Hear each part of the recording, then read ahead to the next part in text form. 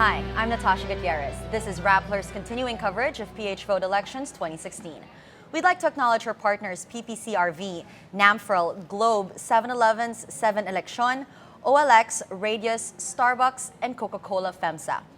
With us in the news center is DLSU Political Science Professor Richard Haydarian and communications expert Clarissa Richard. Welcome. Before we speak to you, and I have a lot of questions, and I know you guys have a lot of insights, let's first look at results so that we have something to put into context. Let's look up the latest results as of 5:32 p.m. It's 5:39, so these are very fresh. This is based on 92.86% of precinct returns. We have Mayor Duterte, of course, in the lead for the presidential race, which has been the case since the beginning when the polls first started coming in. He's at 38.6% with 15.5 million votes. And right behind him, not right behind him, but behind him in second place is Secretary Mar Rojas. Mar Rojas is at 9.3 million with 23.4% of votes. And in third is Senator Grace Poe with 8.6 million votes, 21.6% of the returns so far. Vice President Judge Omar Binay is in a distant fourth with 12.8%, that's 5.1 million votes. And of course, Senator Miriam Santiago, 3.4% at 1.3 million votes. The vice presidential race, of course, more exciting. It's been a tight race since the beginning. Except today, Representative Leni Robredo has taken the lead with 35.1% of votes, 13.6 million votes total of the 92.86% return so far. And very closely behind her is Senator Ferdinand Marcos, 34.6%. That's less than 1% difference with 13.4 million votes. Senator Alan Cayetano is in third place, 5.5 million, although he's conceded this race, 14.3%, as well as Senator Chis Escudero, 12.1% with 4.6 million. So that's our latest, clearly the presidential race at this point. We have a presumptive winner. His two closest rivals, Mayor Duterte's two closest rivals have both conceded. Why don't we start with the question in everybody's mind. What does a Duterte win mean for the Philippines? Well, the first thing we need to think about is how we're going to unify the population again. This election had fractured the populace to a great extent, and I think although historically our presidential candidates and the winners haven't had more than 44% of the vote, in this particular race, the nature of the campaigns were more vicious. There were more personal attacks. There were more rabid supporters on all sides. So the first challenge for the president is going to be moving forward from that kind of campaign and bringing everybody together back into a more positive attitude toward moving the country forward. That is what we have to deal with in terms of the voters. Yes. But how about a Duterte administration? Yes. Well, he's slowly giving us names for cabinet members. He has hinted at other cabinet members before. Joey Salcedo is one of them from a couple months back. So he has a plan. I'm still waiting for a female candidate for any of the cabinet positions. I think everybody that's been named so far has been male. So we'll see. I mean, it's sort of going to be something that people are going to be watching. Women's groups are going to be watching it because this is one of the things that he was heavily criticized for not giving equal, for attacking women essentially in his speeches. So these are the things that he has to watch out for because people who did not vote for him are afraid about certain things. So, and right now, just today, he has issued a few statements that essentially backtracks on some of what he had said before. So I think it's in his mind. It's probably in his mind how he's going to move forward, so that everybody is supportive of the steps that this administration is going to take. But until we can get the vice presidential position, a clear picture of who is really going to be vice president, it'll be difficult to sort of, move forward on that front. Okay. All right. Okay. If you watch the meeting de avance, the final hurrah and speeches, particularly by incoming President Duterte and number two Mar Rojas, you would be very worried about these elections because, without a question, this has been the most polarizing elections perhaps in recent memory. Even when I compare it to elections in other developing countries or emerging market democracies, this has been extremely polarized. A lot of toxic language has been there. Even President Aquino was throwing, himself into the race at some point by talking about an impending dictatorship and necessity for a tactical alliance. So I'm glad that it seems that this election did not end up as a disaster that many people were suspecting, that there will be a huge amount of irregularity, that Duterte could lose even legitimately and yet come out and lodge protests. Because statistically, Poe could have still won these elections. Right. She was by far the second preferred candidate. Around 40% of Rojas, Binay, and Duterte supporters had her as number 2. So if you had a last-minute switching, and studies show up to 15% of voters can switch at the last day, then Poe could have still won this election. And then, of course, the survey suggests that the last survey was at 33-22, so that's 11 points.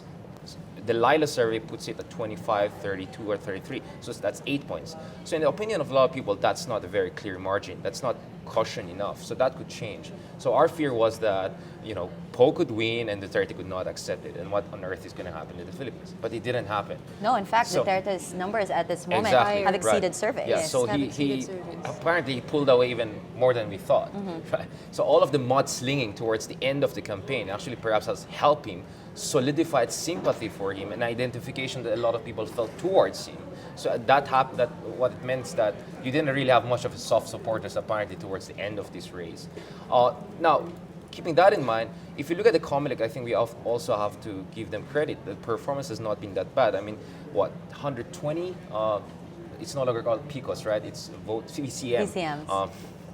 Because it's too controversial. 120 out of 92,000, if I'm not mistaken, that's like less than 0.5%, right? So 99%, Right. accuracy rate and success, that's significant. And 81% voter turnout as And well. the highest ever, the last one was I think 77 or 78%. Now, so far, last night, of course, at 9 p.m. I was projecting that Duterte would win. But I was expecting between 40 to 45%. The record is held by President Aquino, 42% almost. Arab was around 39%. So he's actually now on the Arab level, not Right. yet on the Pinoy level. And we saw 38.6. how that 42% gave Pinoy enough confidence to push for a huge revamping, or at least a political discourse of fighting against corruption and all. But nonetheless, we cannot generalize about the Filipino electorate. Clearly, not the majority of Filipinos voted for Duterte. In fact, I would suspect that if we had a runoff election, which is supposed to be an SOP in any presidential election, I doubt he could get the 50% plus one. I Yes. think 50% plus one of Filipinos think that he's not presidentiable enough, that he has crossed certain red lines. Not once, not twice, multiple times. Not to mention there is this fear, perhaps it's just a perception, that he could also chip away at certain aspect of our democratic institution. So he's lucky that we have a single round first past the post electoral system. In a runoff system, I doubt that Duterte could have pulled it off. And that means that he should not overrate his mandate. He has 4 out of 6 Filipinos behind him, but 6 out of 10 Right. Filipinos did not vote for him. So he has to make sure that the cabinet that we'll make will not be looking like a revolutionary, radical cabinet that goes against the interests of the majority. So it's very important for him to build a technocratic government. We're hearing the names of people like the Dominguez brothers. Carlos Dominguez could be tapped as the finance or DOTC guy.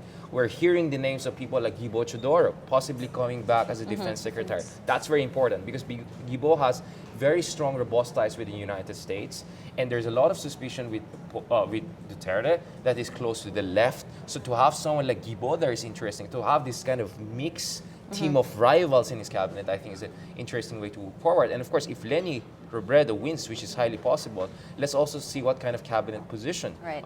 he will give to her to make his cabinet look like a unity kind of government, not that kind of frightening, radical kind of revolutionary council that some people are And it's- accusing of. And it's telling that the first names Yeah. that he mentioned were for Department of Defense, Yeah, right. for the Priorities, OTC, It's for key departments. but his focus is really on foreign affairs, peace and order, security. We have not heard anything from him, even during the campaign season, about education, Department of Education, Department of Health, DSWD, the social sector, which would be an interest if Lenny wins. It would be. There's some romance to it in terms of these are two very strong local leaders. they come from the local. And, good friend just told me today, all politics is local. We have to be reminded of that. This is about the local. So we are not talking about people like Aquino, who I acknowledge did very well, but really was a national level politician. These two will be looking at regions. They're going to be looking at countryside. They're going to be looking at separate issues, which is good because each one has their interests. Leni Robredo very clearly from the very beginning already said she would be interested in the poverty alleviation programs. Marginalized, and that would be the social sector. That would be health, education, social, DSWD, and streamlining all of those programs under the Human Development and Poverty Reduction cluster of the government. So if she can be given that mandate, and she has the background for it, she has the experience for it, she has first-hand experience trying to move through the bureaucracy of poverty reduction programs, and it really is a thick and unwieldy bureaucracy. She can make a really big difference if she's put there, if she's allowed to, to get what she had asked for during the debates. Right. Because she had first-hand experience dealing with that sector. Well, clearly a Duterte presidency would be unpredictable, and it would depend largely on who he puts in the cabinet and who he will appoint. We've started touching on what a Robredo-Duterte tandem would look like, and this is actually what I want to dissect, especially because the vice presidential race is so close. How crucial is this, and how different would it actually be to have a Duterte-Marcos tandem versus a Duterte-Robredo tandem? You touched a little bit on it in the social, although I have to say that earlier today, Mayor Duterte actually said he was going to prioritize education, started saying the social issues, and would wait a couple of years before infrastructure. So again, these are things that wasn't a couple of years before infrastructure. I thought infrastructure was a big need of the country. Well, this is something again that wasn't necessarily emphasized in the campaign, but it I think highlights that he is a wild card, right? So let's talk about the tandems. Let's start with a possible Duterte-Robredo tandem, because we've started talking about that, and we'll move over to Duterte-Marcos tandem. Yeah, I mean, the thing is this, the VP race is quite important because so far none of the candidates, we are hearing already concession speeches. So there's an acceptance broadly of these elections as being held in a transparent, relatively credible way, right? But it's highly possible that Marcos will launch a complaint if he loses this. So you will have a very high stakes race with a very high profile candidate coming out and saying, oh, maybe Leni Robredo won because she had the machinery, or even worse. And that's not going to help at all. So it's very important for whoever loses the vice presidential race to be sportsmanly about it and to think about what is the interest of the country, and not to shed doubt on the credibility of an election that I think most people see as quite positive. And the Comelec, I think, did way better than it should have done. Going back to the Duterte thing before going to the tandem, I think the challenge for him is to transition from a campaign trail Duterte into a presidential Duterte. Which he's saying he this will is going to do be difficult, right now. Right. You're a psychology expert. You know, he has to do some soul searching in the coming days. During campaign, you can be a loose cannon. You can run a bumper sticker campaign. I'm going to end crime in 3 to 6 months. Federalism for the Philippines. No explanation whatsoever. That could help in elections. Donald Trump has been doing that very successfully in the Republican race, right? But now he's going to be the president. He has to articulate to the people what exactly are his policy approaches to operationalize these bumper sticker slogans he's putting out. And that's why he needs to bring in a technocratic government that actually translates these kinds of open sloganeering, into actual policies that could be implemented against the grain of reality. So now reality is kicking in, and I think that's a very important thing. Now, on the Marcos Duterte kind of tandem, there's a question of reality and there's a question of perception. I think the perception is very important in politics. As a political scientist, for me, perception is sometimes everything in politics. Clearly, a Marcos Duterte tandem kind of raises the specter of regime change, possibly. I mean, that's the impression of some people, that if you're going to have Duterte and Marcos, this is not going to be a 6-year deal. But how possible is that even? You mean they will change the system? No, I'm saying this, there's a lot of fear with the Duterte presidency as well as especially with Marcos as the vice president. But I wonder if we have put enough democratic systems in place that fear is actually... I mean, checks and balances. Checks and balances, that it's not it shouldn't be an actual concern. Well, I mean, media is a checks and balance. The legislative scrutiny is a checks and balance. The Supreme Court is checks and balance. I don't know. I do comparative politics, and I watch countries like Turkey. Like 5 years ago, it was a bastion of democracy in the Middle East. It was held as a model for Islamist democracy, and now you have a person like Erdogan, which is gradually chipping away at every aspects of checks and balances, closing down newspapers one after the other. So of course, I think in an emerging, fledgling democracy like the Philippines, we are not a mature democracy. And it's true, it's and only a been lot of 30 years. Filipinos are falling for what I call strongman syndrome. This simplistic, misguided idea that you can solve complicated 21st century governance problem by just putting a tough-talking guy on the top. So when you have such a huge population of authoritarian character persons or conditional democrats, it's very possible for any country, even like the Philippines, to move towards either illiberal democracy, so you'll still have elections, but freedom of expression in media will be a little bit chipped away, or you may even move towards electoral autocracy, something more similar to Singapore and Malaysia. So I'm not going to rule out that possibility, but of course, let's be fair. Bongbong Marcos has been very clear. I'm not my father in a sense that I'm not going to impose martial law. So let's not preempt the guy. With respect to the more flamboyant incoming President Duterte, well, he has made a lot of people jittery because he has, openly jested or maybe seriously talked about dictatorship. So it's important that in his first State of the Nation address, he comes out and says, the campaign trail Duterte is over. Now we're looking at President Duterte. So now let's get down to business, and please let's put aside all of this accusation. So it's He's up to him actually also already to said signal that. properly. Yeah. Right, he has. He Has has. already said that. He has already said, I can't be my usual self. Yeah. Right. I have to check my mouth. Although, as a communication expert, we've seen that, and we mentioned this earlier, Richard mentioned this earlier, the mudslinging didn't work.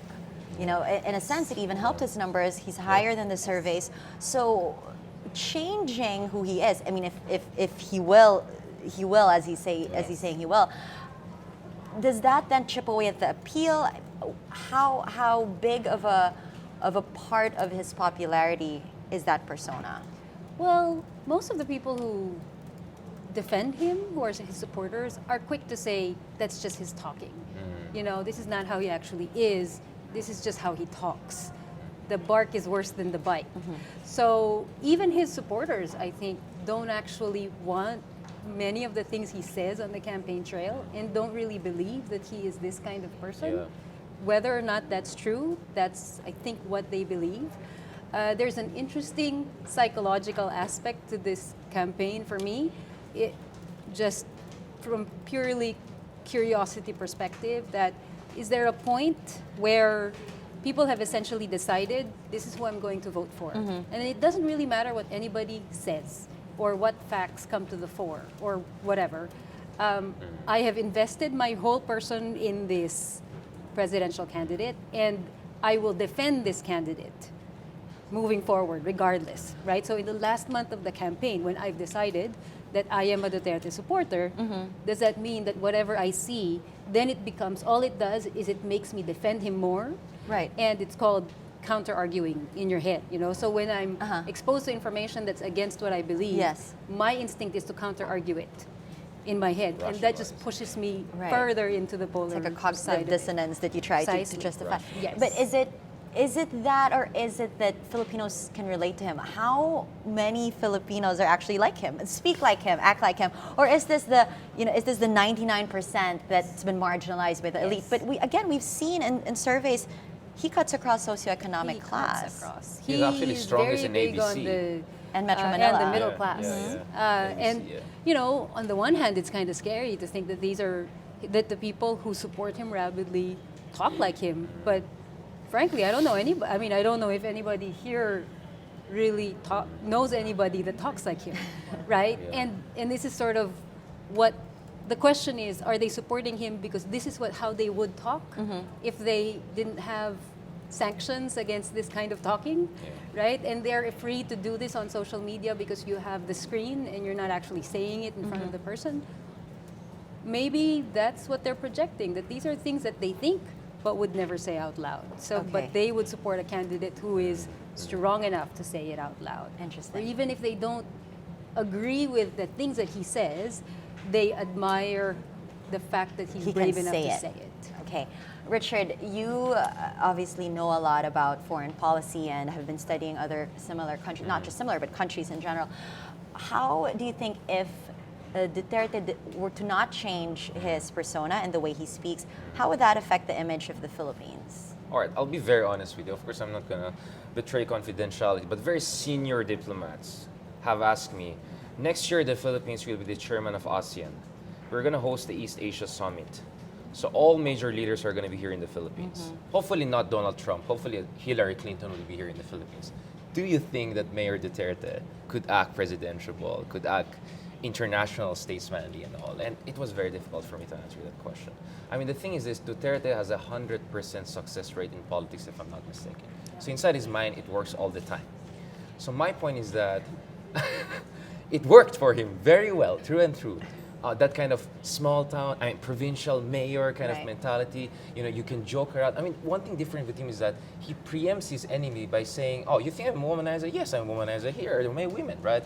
You think I have human rights violation? Of course I have human rights violations." So he preempts his enemies and robs them of, or deprives them of an ability to actually undercut him, which is the opposite of what happened with Binay, who was trying to be evasive with accusation against him, and that hurt him more. But he owns these imperfections, right? Right. During his meeting, the Avance, he said something very powerful. A lot of things that he said were powerful. I said like a lot, but for instance. No, I mean, one of the things he said was, okay, who are the cum laudes here? Who are the summa cum laudes Absolutely. here?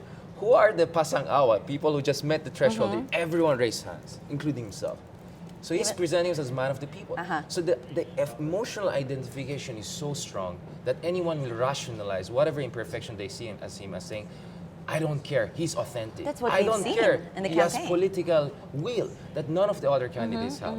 Grace Poe, for a long time, was leading in this race. It was towards the end that actually Duterte was able to pull away. It's because Grace Poe lost that authenticity. Her identification with Danding Coangco, endorsement by Absolutely. Erap Estrada, flirtation with certain specific interest groups, her possible openness to an endorsement by Arroy. Some people said, you know what, she's just another traditional politician or trapod, Yes. right? So let's just go for the only authentic guy. And I Right. don't care whatever he says, right? Let's talk about that. The fact Yeah. that it seemed that every single move that either Secretary Mar or Senator Grace did affected their numbers. Yeah. But here's a guy who makes jokes about rape, Yeah. says he's going to go to Scarborough Shoal in a jet ski, and says he's going to kill people and put Yeah. their bodies in Manila Bay, Yeah. and have none of the statements affect Yeah. him. What is It actually this? affected him. Pulse Asia shows that in NCR, he lost 9 points after the rape joke. What happened was his numbers in Mindanao bumped up. So it more than compensated. So it was actually a positive effect? No, what happened was, the point is, he's presenting himself as the leader of a revolution from periphery, right? If you look at his numbers in Mindanao, he could be up to 80%. Some of the, pollsters are projecting. And the people in Mindanao, and for them, he's not only homeboy, he's also some sort of a multicultural, cosmopolitan kind of candidate. Remember during this meeting, the Avance, he was saying Allah Akbar multiple times, right? And if you're a Muslim Filipino and you have someone like that Right. going out there and explain to the Filipino people your historical justice against Muslim, man, you're going to say this is the only guy who stands. I don't care what he's going to do. So the thing with him is that he throws something for everyone. For the middle classes, he promises them to end corruption and crime in 6 months. And we are so sick and tired of traffic and crime and lack of rule of law that we're willing to jump for him. In Mindanao and Visayas, he promises them federalism. Again, bumper sticker doesn't explain it. But to them, it means more autonomy to the periphery and to Imperial Manila's oppression. So he gives so many candidates that even if he makes all of these mistakes, across all of these red lines, he loses here, he gains the other person, right? He gains here. So this is, I think, the strength that he had. But the question is, he will reach a saturation point. He will have a honeymoon period of the next 6 months, yeah. But come 6 months, corruption and crime has not been significantly resolved. Of course, it's impossible to end it in 6 months. How will people react? I think his support in Mindanao is inelastic, like the Ilocano support for Marcos's. And I'm Ilocano, so I know about the Ilocanos, right? But in NCR, performance matters. And I believe that if a year into his administration, he doesn't deliver on those astonishing promises, his popularity will go down. Now the question is, How is he going to deliver if he's Exactly. not going to look at DPWH until 2 Exactly. years from now? And my point is this. He has been, as a mayor, he could do well. Okay, you have human rights concerns, but he could do well because he could micromanage everything, right? You're a businessman, you have a problem, you meet mayor, problem solved. He cannot do that as a president, right? As a president, you have to delegate tasks, right? And in Davao also, the thing with Mayor Duterte was everyone almost loved him, right? The media was not very much critical of him. But give him 6 months to 1 year in office. Once the media becomes more critical of him, once you could see protests, once you could see counter movement, how will he react to that? And that's the point. He never had the precedence for that. So I'm not very sure how will he react to that. So I hope the best for him. I hope he does soul searching in the coming days and make the transition. He's going to be our president. But he has to make that transition from a provincial mayor, despite all of his successes, into a head of state. And that's quite the quantum leap. Do you agree with that? Well, That he needs everybody to right change. now, I think everybody should wish the guy the best. You know, it's in everybody's best interest to make sure that he does his job and he does it well, because he's already president. I think one of the things that was really puzzling to me was how the reaction to all of this negative publicity in the later days, because all of the BPI bank account, all of this action in the last 2 weeks of the campaign that were a reaction to his increasing numbers. You know, it's like the other candidates panicked. We didn't think he was a serious contender, and now suddenly he's a serious contender. And then they throw these things at him, and the reaction was higher numbers. Yeah. So what did it mean? On one hand, I think, there's that counter-arguing idea, but there's another that people just got defensive. People in Mindanao who may or may not have voted for him, why are you attacking our mayor? Yes. And then all of a sudden there's this rush of support because people are ganging up on him. There's also the persona of Duterte, which is that he cares for people. He has this. The debates. It was interesting in the debates because people who would belong in the elite were criticizing him for not saying anything of substance. But people who enjoyed his performance in the debate were seeing other things. They were seeing things like he literally said, I have no platform. Kukopihin ko na lang yung kay Madam Miriam dito, tsaka kukopihin ko yung ganyan. And it sounds strange, and he was widely criticized by other people, but when you think about it, there is a grain of truth in there. That if you look across the platforms of all of these candidates, they're all the same. It doesn't really matter. Right. What matters is the guy or the girl who's going to actually execute it. And that was his pitch. His pitch was, everybody has plans, but who can actually get these plans through? Got We it. need political will. That's what I have. Okay, so then why do you think, just going back to the question, why do you think the mudslinging affected the other candidates but not him? Is it this what we were talking about, that they can relate to this person? It's just beyond, it's just a loyalty kind of thing? Because he was the only one basically who was spared in this very divisive campaign. He was also not the one doing the mudslinging. So he didn't have to do that kind of thing, or he decided that wasn't one of the things he was going to do.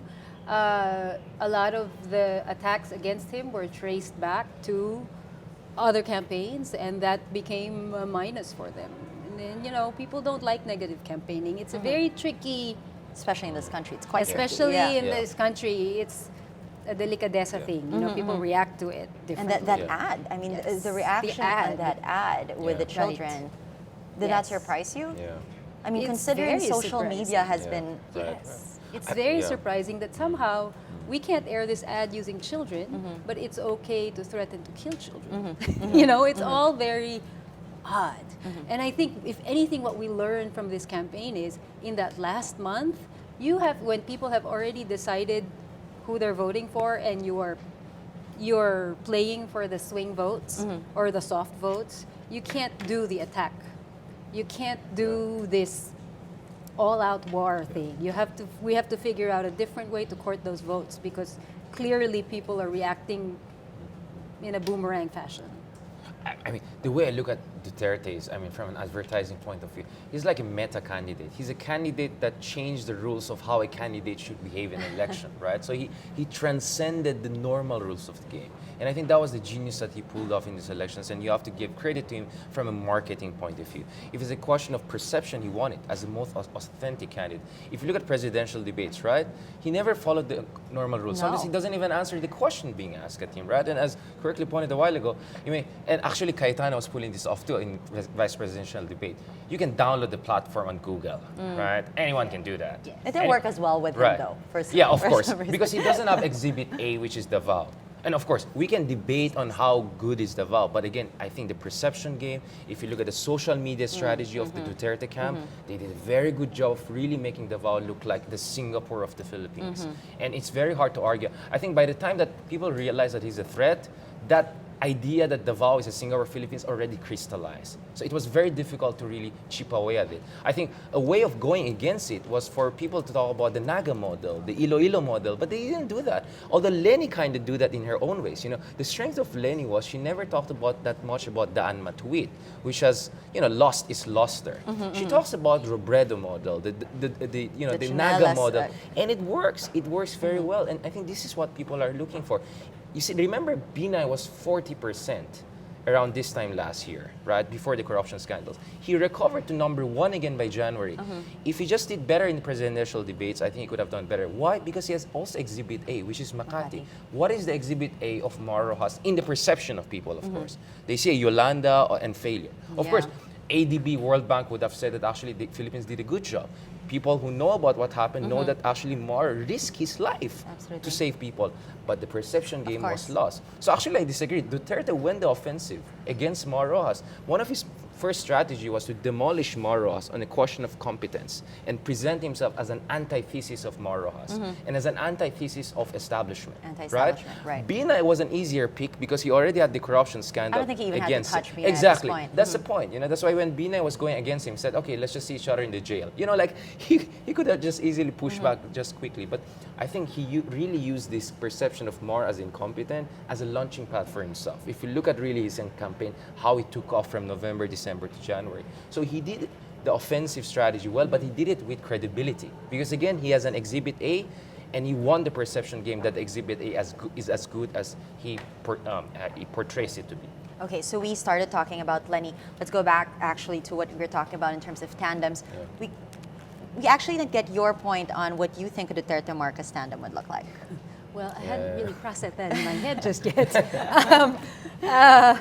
Water, maybe you need Yes, some water. No, the Marcos has a burden of being the symbol of Marcos, you know, and you can sense the heartbreak in people that it's so close, and he was winning in the first half, etc. There's a question of whether. But at the same time, people who are governed by Bongbong Marcos in Ilocos are very supportive of him. The Marcoses did real governance, right? But they cannot deny, but they have been denying. Yes. They cannot deny that this is the history of the Philippines and this is what happened. It will always be there. Throughout his 6 years as vice president, that is always something they're going to have to deal with. I think because this race is so nail-bitingly close, it's 0.5% difference right now with 92%.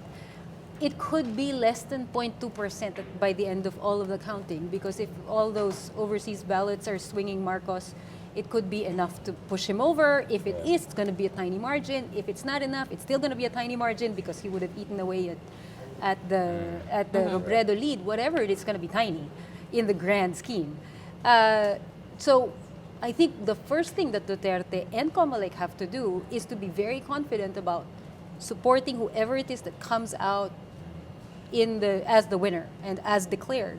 I hope that's the final challenge for Comelec, is to make sure that they play their role, being the institutional backer of these elections, in making people understand and accept that these are the results, regardless of who wins. And we need that stability. Yes. Otherwise, this is just going to be something we're going to be talking about for the next several months through recounts, etc. And if Comelec is able to do that effectively, and Duterte is able to say, you know, guys, this is the end of the road. Whoever Comelec says is the vice president, let's move forward. That's the first signal of this, what's next. Okay, you know? Considering the role of a vice president, how crucial is it even? I mean, will Duterte, do you think, just run an administration in his own terms, regardless of whether the vice president is Marcos or Robredo? Or do you think it's actually crucial now, one or the other? And if you do, who do you think would be, I guess, a better tandem for a Duterte presidency? Yeah, I think what benefited Lenny, and I've been saying this for quite some time, I think it sounds very legitimate if Lenny wins this, is because I think at some point people said Duterte is inevitable, right? He's supposedly pulling away.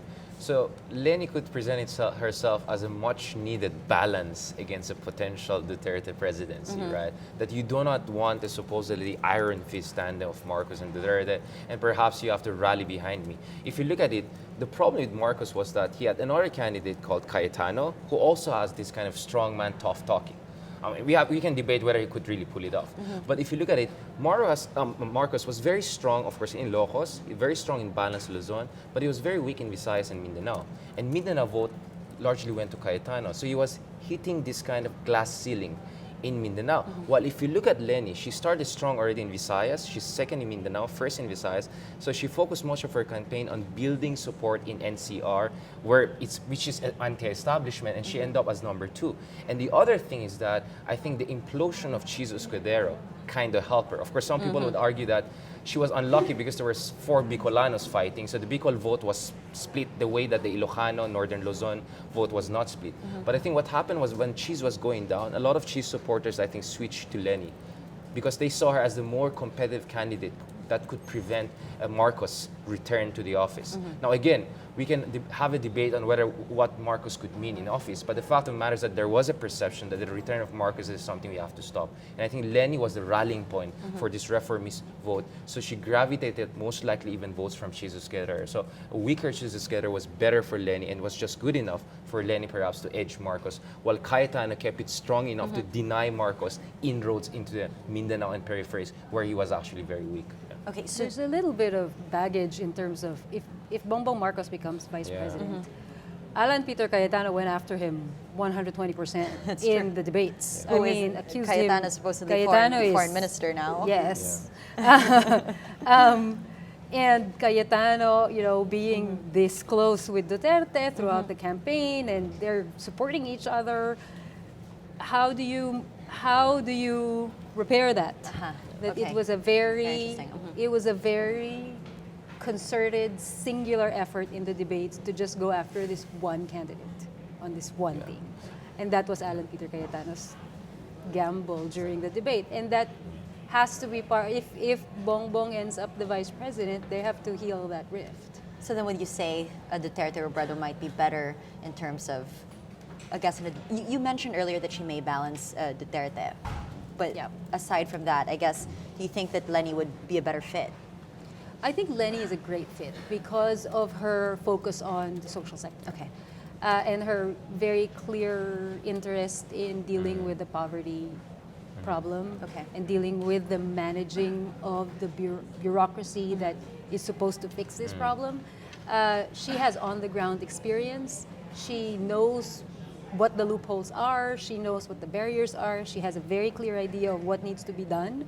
And these are not the motherhood statements proclaiming we need to spend more money and this and that. She's talking about streamlining processes. These are very detailed arguments that can only come from somebody who has dealt with the system. So she will be hitting the ground running.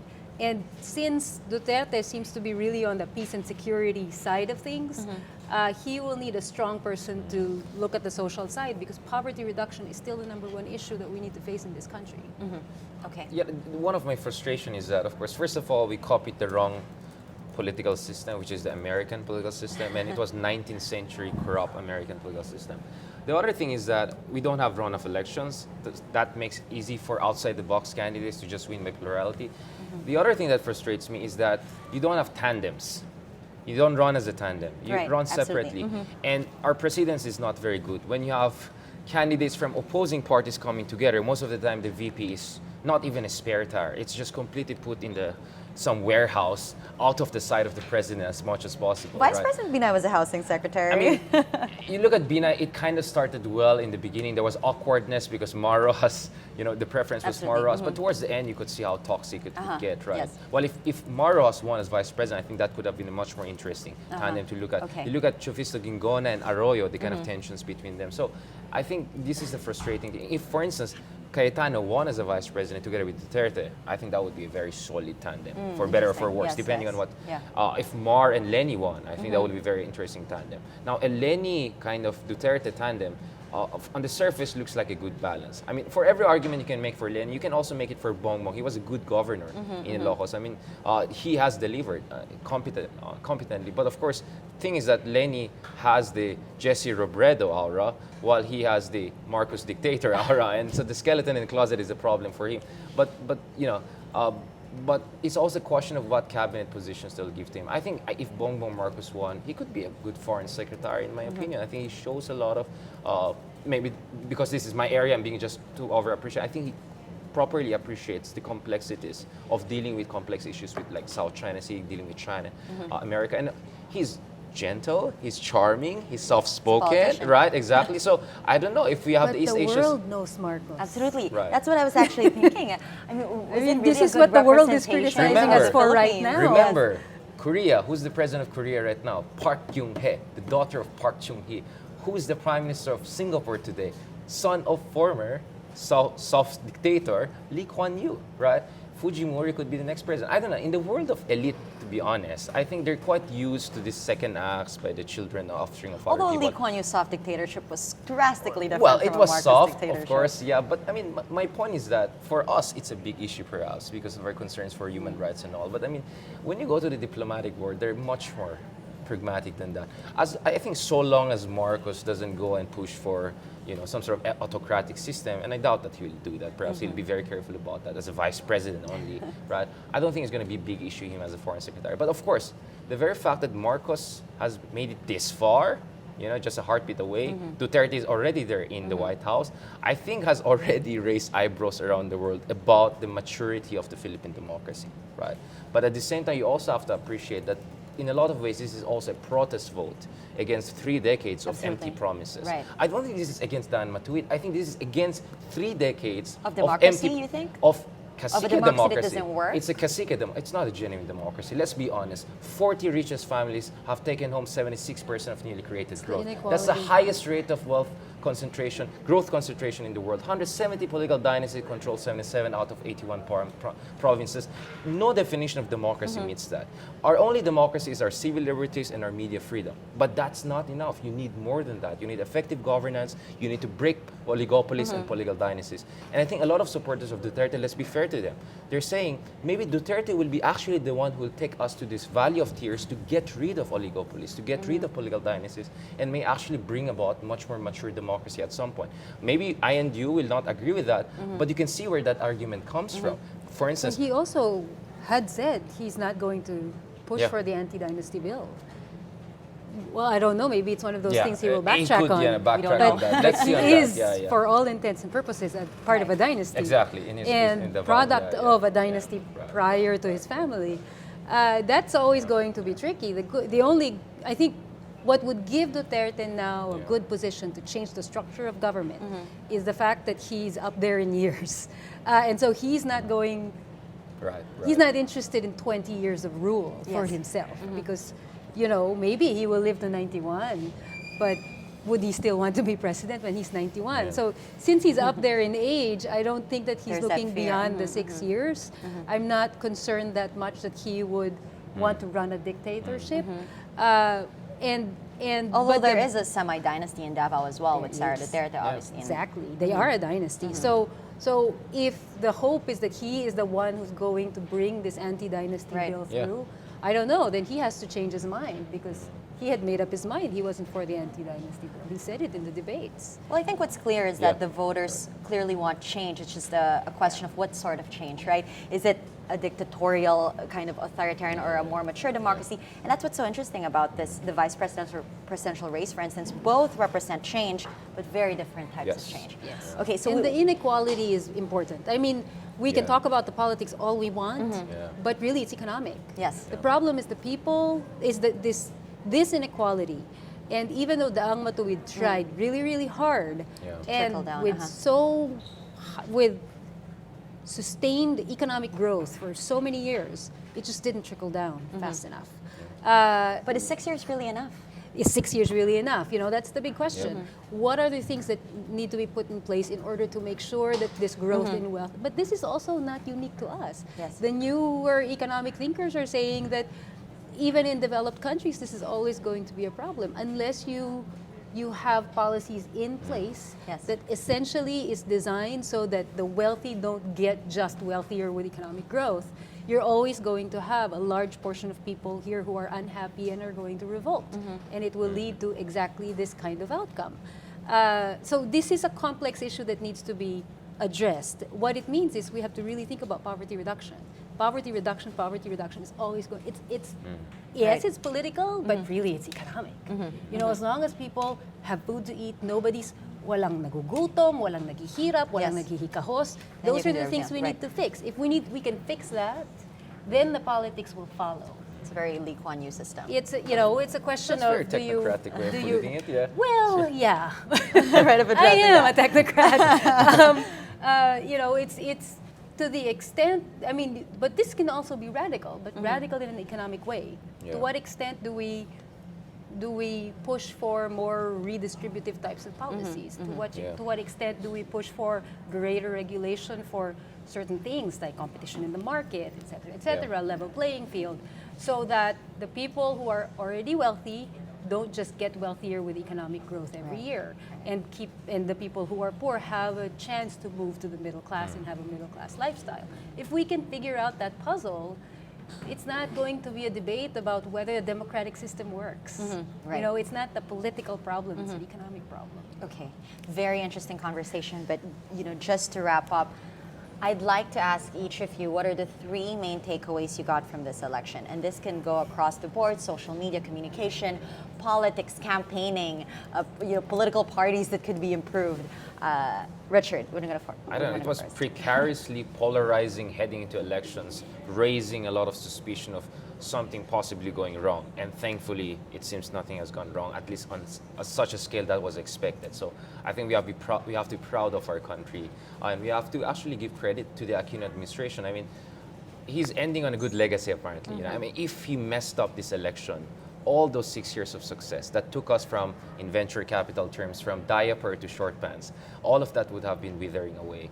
So we have to give credit to that he's ending on a good note. And I think if you look at Aquino, he's ending as the most popular Yes. Democratic elected president. So kudos to that for him. And his speech in the morning of Monday was very important. He gave a speech that we have to accept whoever wins. So Absolutely. essentially he was saying perhaps that even if my anointed successor doesn't win, even if the person I called as a dictator in the making wins, we have to accept the democratic process, right? So that's an important thing. The second thing is that I think the challenge for us now is to build or rebuild frayed relations. And I think it should start with the candidates. I'm glad the concession speeches are coming out, very sportsmanly on the part Yes. of Maras, but they should also call on their supporters to drop those kind of toxic, kind of pugnacious exchanges that they have had for the past few months.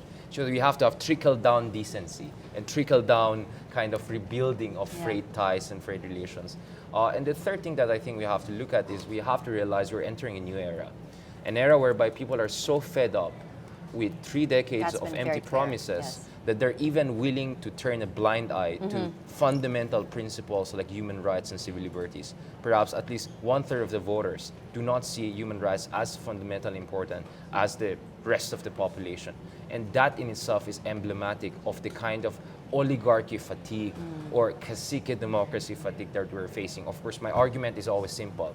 What we need in the Philippines are not strong men, right? Perhaps strong women. No, but rule of law, strong women are strong. strong institutions, perhaps under strong women. And if you look at Ombudswoman Office, Carpio Morales, if you look at former Secretary de Lima, perhaps Leni Robredo if she becomes a vice president, all of these women have shown that what we need is not rule of men, but rule of law under strong women, perhaps. Okay, great lessons. Unity has been obviously a common theme, and more people are emphasizing the need for this. Clarissa. 3 things. First, we need to figure out how to have runoff elections. I think even That's my before, frustration, yeah. even before, well, I don't know, federalism, or maybe it can be part of federalism, whatever it is that they're proposing to do to change the political system. If we're still going to be electing our presidents directly, then we should have runoff elections. So whoever wins can say they have at least 51% Yes. of voters. Yes. I'm not solid on the it needs to be together tandem thing. I think we're Okay. a little bit far from getting to that point. too We need late. really strong Yeah. political parties to make that happen. But runoff elections for sure. And then second, we need to preserve strong institutions. If the institutions are strong, We wouldn't worry this we much. wouldn't worry this much about who the president is, because the president can only move in a limited Yes. way Yes. because there are institutions that are protected and are strong enough against political meddling. Yes. And third, we really need to focus on poverty reduction or alleviation or Yep. what's the word? Zero poverty from day one Yes. to the end, because we can't have strong democratic institutions or systems if most of the people, not most of the people, but if 25% of the people remain poor. So we have to have strong poverty reduction programs. Clarissa Richard, thank you so much for joining pleasure. us. That was a very fascinating discussion. I enjoyed that very, very much. Thank you for joining us. My pleasure. Thank you. I was just speaking to Richard Haydarian as well as Clarissa David.